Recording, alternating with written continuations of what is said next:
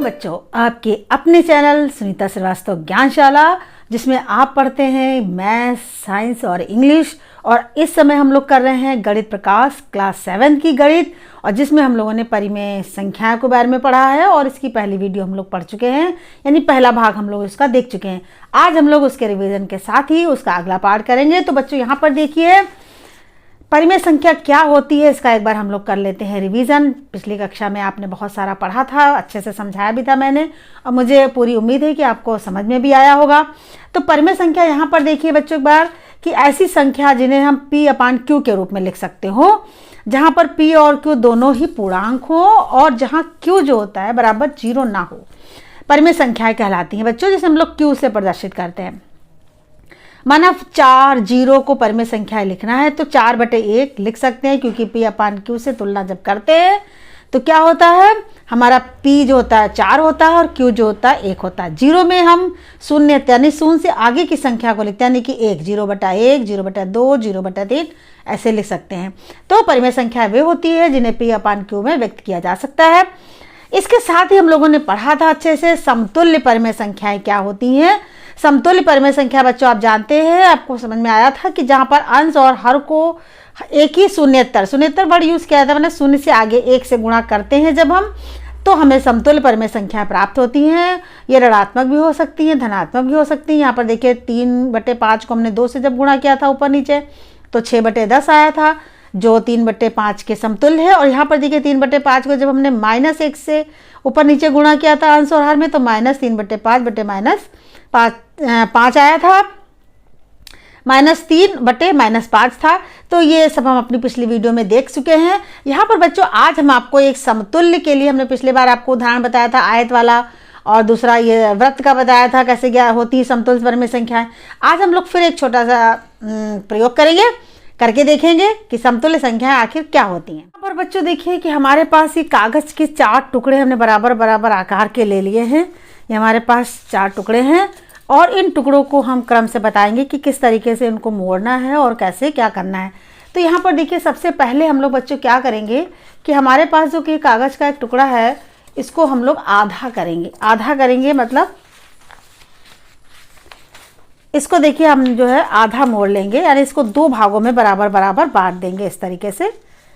ये देखिए 2 बराबर भागों में बांट दिया है इस पेपर को, ठीक है। इसका 2 हमने आधा कर दिया है, इस एक भाग 2 पेपर के 2 भाग कर दिए, एक ये भाग हो गया और एक ये भाग हो गया। इसके हम क्या करेंगे, इसके हम आधे भाग को यहाँ पर कलर कर लेते हैं। ये लीजिए हमने आधे भाग को कलर कर लिया है इस तरीके से, देखिए है ना। आप जब करेंगे तो और अच्छे से कर लेंगे। ये देखिए इसके आधे पार्ट को हमने क्या कर लिया, कलर कर लिया। अब इस टुकड़े को हम रख देते हैं। अब हम एक दूसरा कागज़ लेते हैं, इसको देखिए हमने 4 भागों में, पहले आधा भाग किया था ऐसे, फिर उसको फिर आधा कर दिया, तो ये 4 भागों में बट गया। ये देखिए ये 4 भागों में बट गया, 1 2 3 4। जबकि ये इसका देखा जाए तो ये इसका इतना पोर्शन क्या है, आधा है, ठीक है। तो हम इसके क्या करेंगे, 2 भागों को कलर कर देंगे। एक भाग ये हमने इसके 4 बनाए थे ना, तो एक भाग ये हमने कलर कर दिया, एक भाग, और एक भाग हमने ये कलर कर दिया। तो कितने भाग हमने कलर कर दिए, 2 भाग हमने कर दिए। कागज़ के कितने टुकड़े किए थे हमने, 1/4 टुकड़े किए थे, है ना, और उसके 2 भागों को हमने कलर कर दिया है। इसी तरीके से हम एक अगला पेपर लेंगे और जिसके हम लोग बनाएंगे 6 भाग। अभी हमने 4 बनाए थे, अब हम 6 भाग बनाएंगे। तो पहले हमने इसको आधा कर लिया, आधा के बाद हम क्या करेंगे, इधर इधर के 3 टुकड़े बना लेंगे।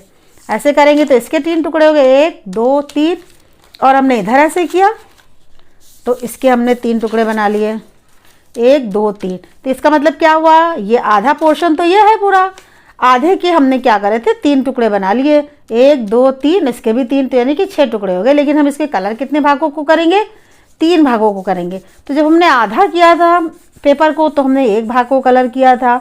जब हमने पेपर के 4 टुकड़े किए थे तो हमने उसके 2 भागों को कलर किया था, और जब हमने उसके 6 टुकड़े किए तो हमने उसके 3 भागों को कलर किया, है ना।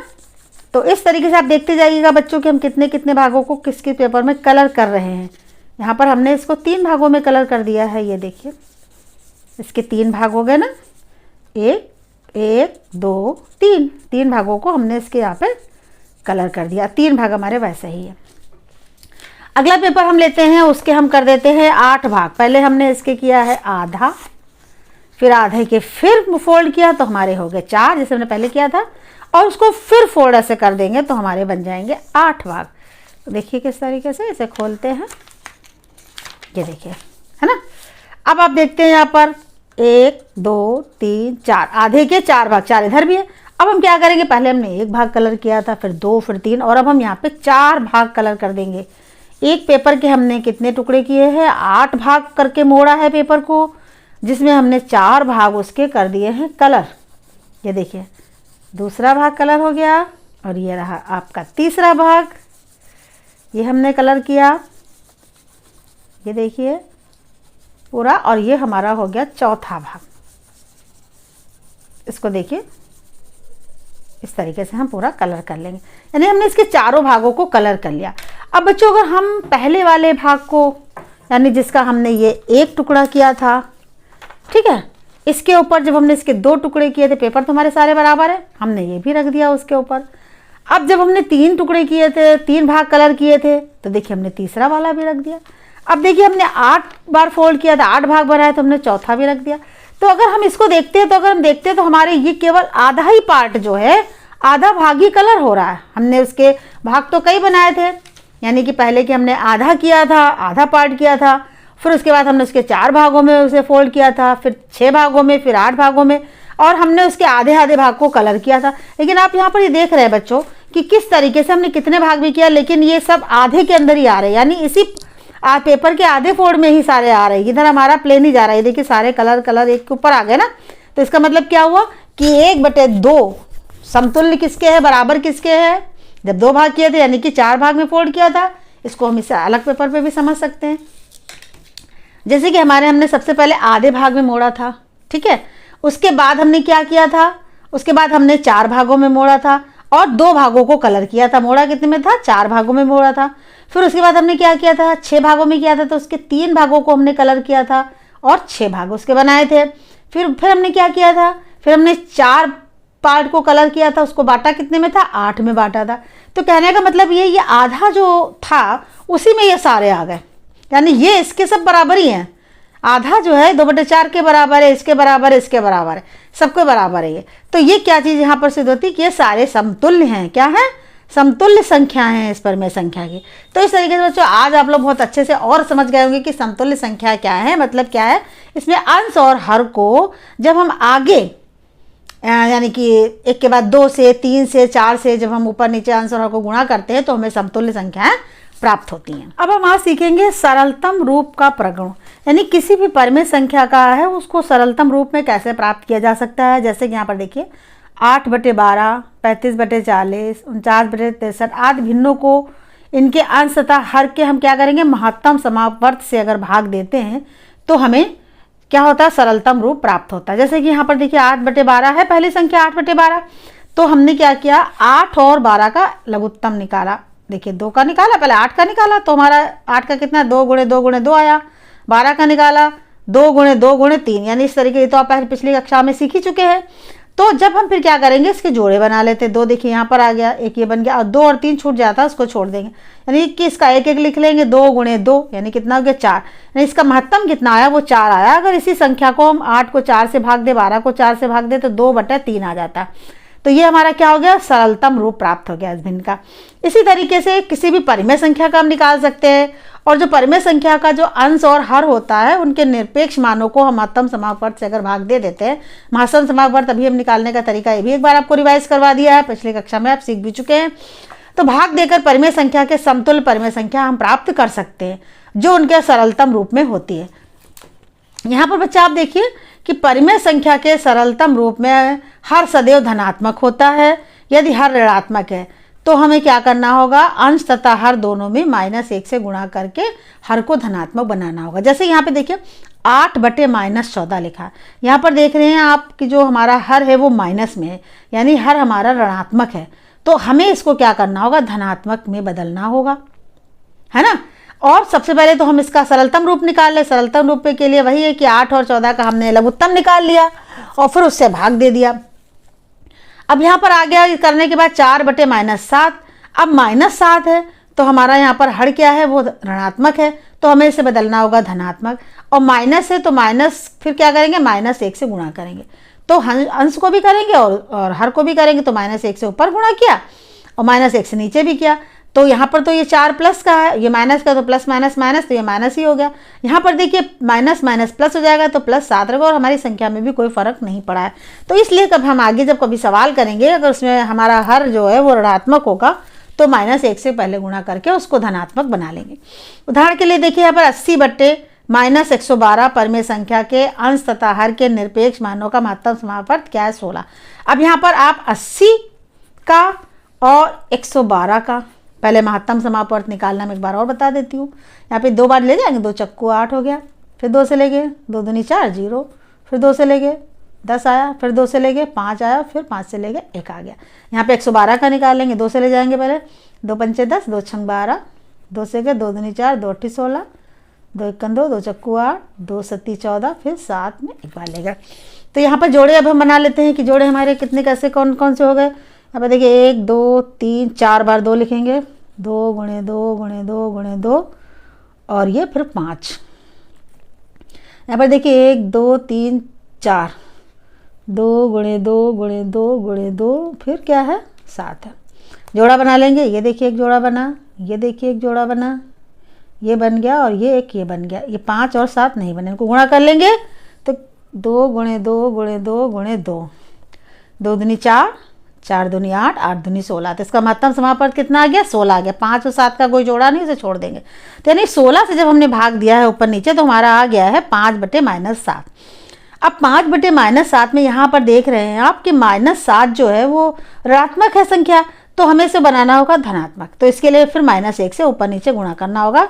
तो नीचे तो माइनस माइनस प्लस हो जाएगा, ऊपर ये माइनस का निशान लग जाए तो -5/7 आ जाएगा। इस तरीके से आज हम लोगों ने सीख लिया कि परिमेय संख्या के सरलतम रूप तभी होता है जब Q उसका धनात्मक पूर्णांक हो, P और Q के निरपेक्ष मानों को महत्तम समापवर्त 1 से हम जो है क्या करते हैं, कोई संख्या अतिरिक्त कोई संख्या ना हो।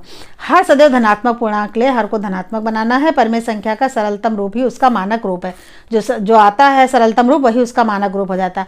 अब हम आज यहाँ स्टार्ट करेंगे अभ्यास फर्स्ट ए।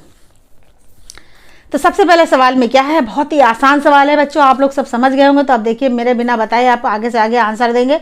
निम्नांकित पूर्णांकों को परिमेय संख्याओं के रूप में लिखिए जिनका हर एक हो। अब देखिए यहाँ पर हर एक है और परिमेय संख्याओं में लिखना है। तो -7 है तो -7/1, 11 है 11/1, 27 है 27/1, 45 है -45 है -45/1, 71/1। ये सभी संख्याओं को हम P/Q के रूप में लिख सकते हैं परिमेय संख्या में, और हमने इसको हर एक में बदल दिया है। यहाँ पर अगला क्वेश्चन देखिए बच्चों, -4/5 को ऐसी परिमेय संख्या के रूप में व्यक्त करना है जिसका अंश कौन है, 8 है। अंश का मतलब क्या है, ऊपर वाली संख्या 8 हो, -16 हो, 20 हो, -24 हो। तो माइनस सबसे पहले है क्या, 8 हो। तो 4/5 -4/5 में अंश को 8 बनाने के लिए 4 को हमें जो कितने से गुणा करना पड़ेगा, 2 से करना पड़ेगा। 2 चक्कू 8 होता है, लेकिन यहाँ पर देखिए यहाँ पर क्या है, यहाँ पे प्लस का 8 है और यहाँ पर है माइनस का 4। तो माइनस का है, माइनस प्लस माइनस ही रहेगा, तो इसलिए हमें क्या करना होगा, -2 से गुणा करना होगा। तो और करेंगे ऊपर नीचे दोनों जगह। तो -4 × -2/5 × -2 जो कितना आ जाएगा, 8/-10। यहाँ तो माइनस माइनस प्लस हो गया, यहाँ पर है प्लस और माइनस तो माइनस ही रहेगा। इसी तरीके से अगले में देखिए हमें -16 बनाना है। तो 4 को किससे गुणा करेंगे जो 16 आएगा, 4 चक्कू 16 होता है। अब माइनस बनाना है तो माइनस क्योंकि यहाँ पर है तो हमें प्लस की संख्या लिखनी होगी, तो इसका मतलब है 4 लिखेंगे प्लस का। तो -4 × 4/5 × 4 तो कितना हो गया, -16/20 हो गया। अगला देखिए बच्चों, यहाँ पर क्या है हमारा, हमें 20 लाना है, प्लस का 20 लाना है, ये ध्यान रखना है आपको। तो प्लस का 20 लाने के लिए यहाँ पर चूंकि माइनस है तो हमें माइनस से ही करना पड़ेगा। तो 5 चक्कू 20 होता है, तो यानी कि -5 से गुणा करना पड़ेगा ऊपर नीचे। तो -4 × -5 बराबर है 20, 5 × -5 बराबर है -25। अगला हमारा है -24 लाना मुझे। तो 4 को किससे गुणा करें, तो 4 को 4 छंग 24 होता है, तो और चूंकि माइनस ही है तो हमें यहाँ पे प्लस से करना पड़ेगा गुणा। तो -4 × 6 बटे 5 × 6 तो कितना हो गया 24/30 और यहाँ पर ये माइनस का निशान लगा देंगे, है ना। तो इस तरीके से ये हमारे सवाल बहुत ही आसान थे, जिसमें इसी तरीके से आपको अंश और हर को बदलना होगा। साइड का थोड़ा सा ध्यान रखना है चिन्हों का और आप बहुत आराम से अच्छे से कर लेंगे। यहाँ पे हमारा अगला क्वेश्चन देखिए है बच्चों, -5 बटे -7 को ऐसी परिमेय संख्या के रूप में व्यक्त कीजिए जिसका हर, अब यहाँ पर देखिए हर बदलना है, 7 -14 21 -35। अब सबसे पहले देखिए -5 बटे -7 में हर क्या है, -7 है, हमें बनाना क्या है, +7 का है। तो +7 का है तो माइनस माइनस का अगर हम गुणा करें तो प्लस बनेगा, और चूंकि संख्या भी कोई परिवर्तित नहीं है तो हमें -1 से गुणा करना पड़ेगा। तो हर को 7 बनाने के लिए -1 से जब गुणा करेंगे तो प्राप्त परिमेय संख्या क्या हो जाएगी, -5 × -1 बटे नीचे -7 × -1 बराबर 5/7 हो जाएगा, क्योंकि minus minus plus minus minus plus. इस प्रकार हमें प्राप्त संख्या हो जाएगी 5/7। अगला क्वेश्चन देखिए बच्चों, -5 बटे -7 में अब हमें यहाँ पे क्या बनाना है, यहाँ पे हमें -14 लाना है। किसमें, हर में लाना। तो हर में 14 लाने के लिए माइनस का चूंकि लाना तो प्लस की संख्या से गुणा करना पड़ेगा। तो 7 दूनी 14 होता है तो 2 से गुणा करेंगे, -5 बटे -7 × 2 × 2 तो -10 बटे -14। तो हमें लाना था -14 तो वो 14 आ गया। इसी प्रकार है -5 बटे -7 में -7 तो हर है ही है, और हमें अब की लाना है 21 लाना। ये देखिए लिखा है 21, उसके बाद है 35। ये सवाल में हमारे क्या है, ये 21 है गा वाला और घा वाला -35 है। तो यहाँ पर हमें जब 21 लाना है तो हमें 3 से गुणा करना पड़ेगा, 7 दूनी 14 7 तिया 21। लेकिन मुझे प्लस का 21 लाना है तो हमें -3 से गुणा करना पड़ेगा, क्योंकि माइनस माइनस प्लस होता है।